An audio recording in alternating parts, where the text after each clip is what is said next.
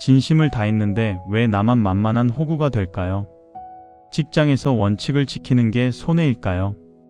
오늘도 관계에 치여 나만 호구가 된 것만 같고 나만 바보가 된 것만 같아 마음이 작아졌다면 그건 당신의 잘못이 아닙니다. 내 호의가 누군가의 권리가 되고 성실함이 만만함으로 변질되는 순간 우리의 영혼은 파산의 길로 접어듭니다. 굽은 사람들이 득세하도록 방관할 때 우리 조직은 사고의 독재에 휘말리게 되죠.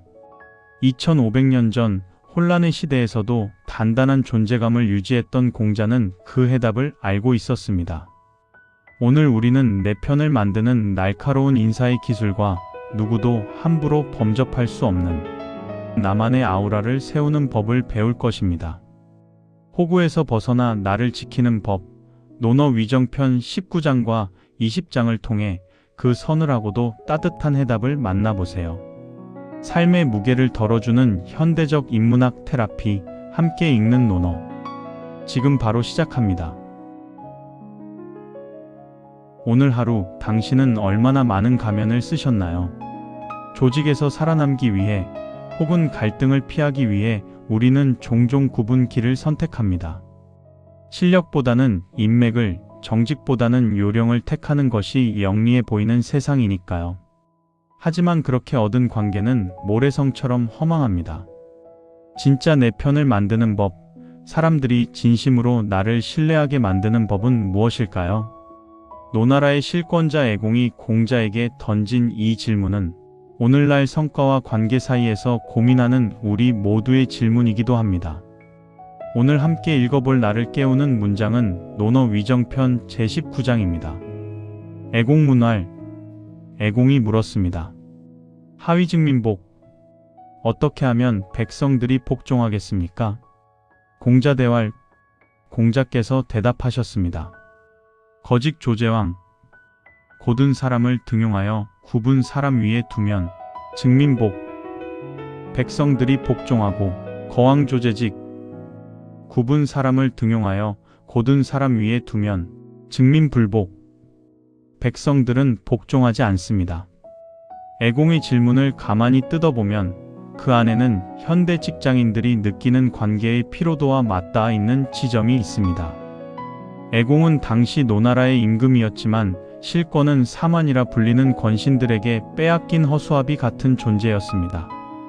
그는 초조했을 겁니다. 어떻게 해야 사람들이 나를 진짜 리더로 인정하고 따를까? 라는 고민은 사실 어떻게 해야 내 영향력을 키울 수 있을까? 라는 통제 욕구와 한 끗 차이입니다. 우리는 사회생활을 하며 수많은 리더십 강좌를 듣고 사람을 다루는 심리 기술을 연마합니다. 상대의 이름을 먼저 불러주라거나 적절한 타이밍에 칭찬을 건네라는 식의 기술적 조언들이 넘쳐나죠. 하지만 공자는 그런 장기술을 언급하지 않습니다. 오히려 시선을 밖이 아닌 안으로, 즉 인사의 본질로 돌리게 합니다. 복종이라는 단어는 억지로 굴복시키는 것이 아니라 상대의 마음이 오처럼 내 몸에 착 감기듯 자발적으로 따르게 되는 상태를 의미합니다. 공자는 그 자발적 따름의 스위치가 바로 정의로운 배치에 있다고 말합니다. 사회학적 관점에서 볼 때 인간의 집단은 예측 가능성을 토대로 유지됩니다. 내가 규칙을 지키고 정직하게 성과를 내면 그에 합당한 보상이 주어질 것이라는 믿음, 즉 심리적 계약이 성립되어야 조직은 돌아갑니다. 공자가 말한 거직 조제왕은 단순히 도덕적인 훈계가 아닙니다. 이는 조직의 필터 시스템을 정상화하라는 경영학적 명령입니다. 심리학의 공정성 이론에 따르면 인간은 자신의 투입 대비 결과가 타인과 비교했을 때 불공정하다고 느끼면 4가지 반응을 보입니다. 첫째, 노력을 줄입니다. 둘째, 결과를 왜곡합니다. 셋째, 조직을 떠납니다.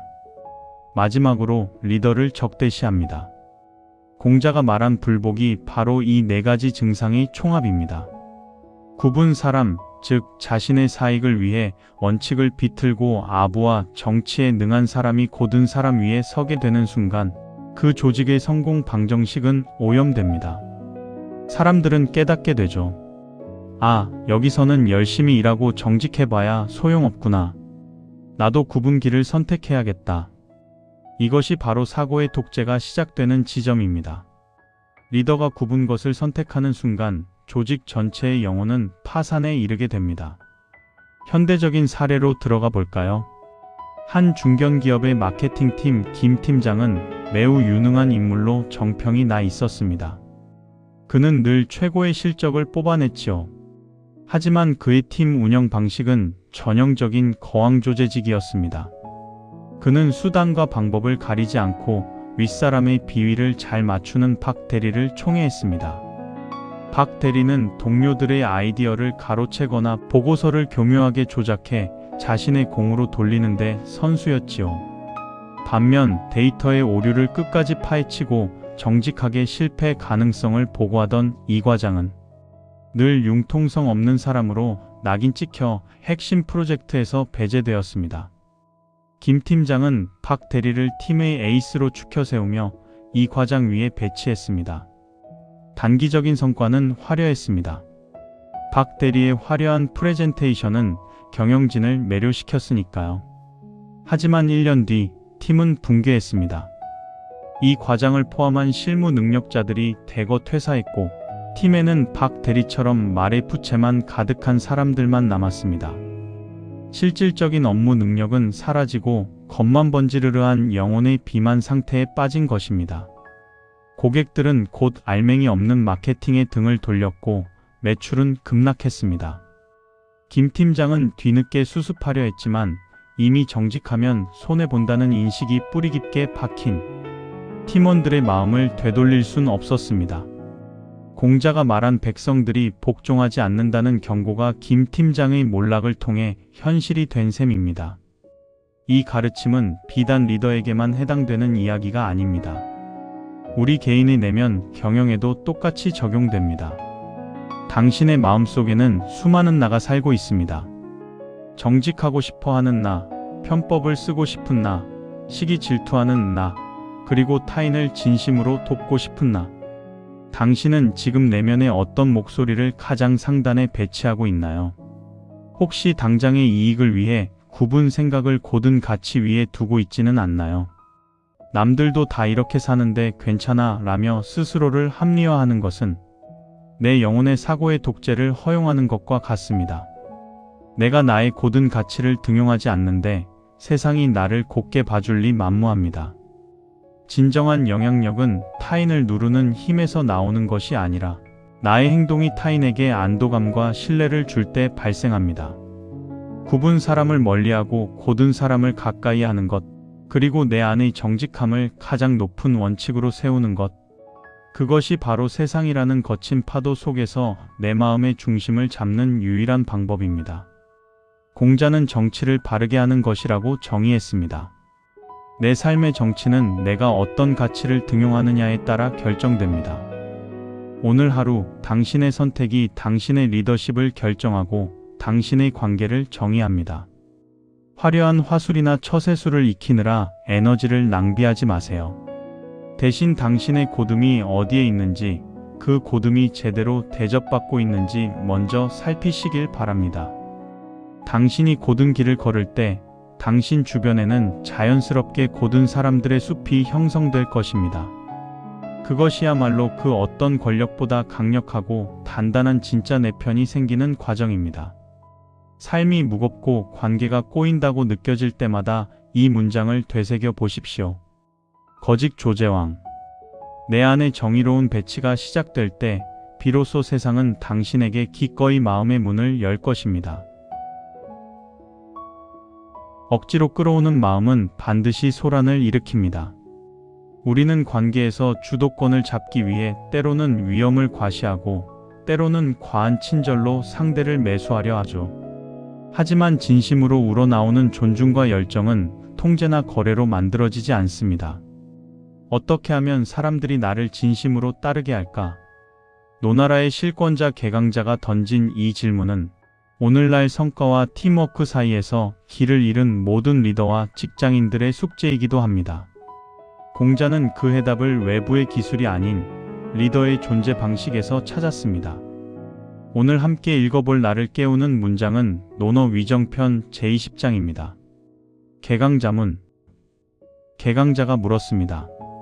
삼인경충이권. 백성들로 하여금 공경하고 충성하며 부지런히 일하게 하려면 여지야 어떻게 해야 합니까? 자왈. 공자께서 말씀하셨습니다. 임지이장 즉경.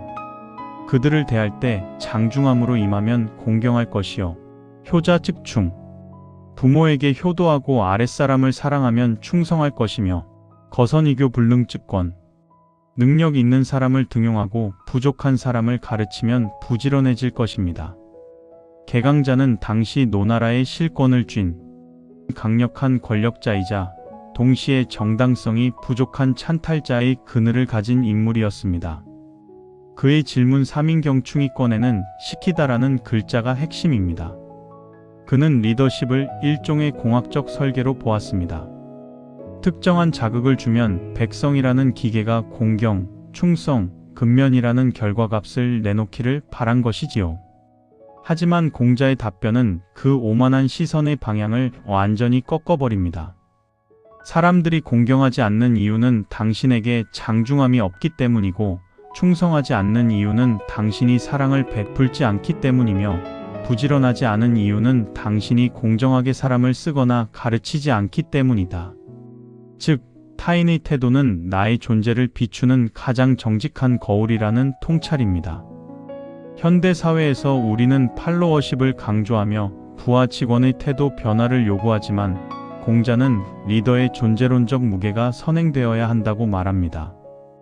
리더가 깃발을 들고 외치기 전에 그 깃발 아래 서고 싶은 마음이 들게 만드는 인간적 인력을 회복하라는 권고입니다. 현대 조직 심리학에는 사회적 태만이라는 개념이 있습니다. 집단 속에 있으면 개인의 책임감이 분산되어 노력을 덜 하게 되는 현상입니다.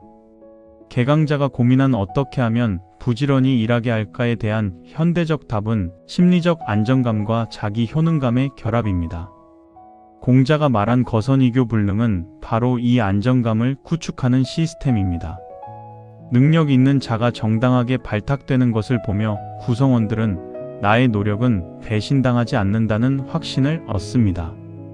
또한 부족한 사람을 비난하거나 내치지 않고 가르치는 문화는 실패해도 괜찮다, 다시 배울 수 있다는 안도감을 줍니다. 이것이 바로 영혼의 파산을 막는 최고의 방역 체계입니다. 또한 임지이장은 현대 리더십에서 말하는 진정성과 연결됩니다. 리더가 자기 자신을 귀하게 여기고 태도를 바로잡을 때 구성원들은 리더의 권위를 지위가 아닌 인격으로 수용합니다. 심리학자 에이브러햄 매슬로의 욕구 단계설에 따르면 존경의 욕구와 자아 실현의 욕구는 리더가 보여주는 효자의 따뜻한 돌봄 속에서 극대화됩니다. 충성은 강요로 얻어지는 것이 아니라 리더가 보여주는 사랑에 대한 정서적 보답이기 때문입니다. 한 중견기업의 영업부 박 팀장은 전형적인 개강자 스타일의 관리자였습니다. 그는 팀원들에게 늘 회사에 충성하라, 왜 이렇게 절박함이 없느냐며 다그쳤습니다. 실적 압박을 주면 일시적으로 그래프는 상승했지만 팀의 내부 기류는 차갑게 식어갔습니다. 팀원들은 박 팀장 앞에서는 고개를 숙였지만 뒤에서는 익명 커뮤니티의 팀장의 독서를 성토했습니다. 공자의 말씀을 접한 박 팀장은 자신의 모습부터 돌아보기 시작했습니다. 가장 먼저 바꾼 것은 회의실에서의 자세였습니다. 삐딱하게 앉아 노트북만 보던 자세를 버리고 팀원들의 눈을 맞추며 경청하는 장중함을 연습했습니다.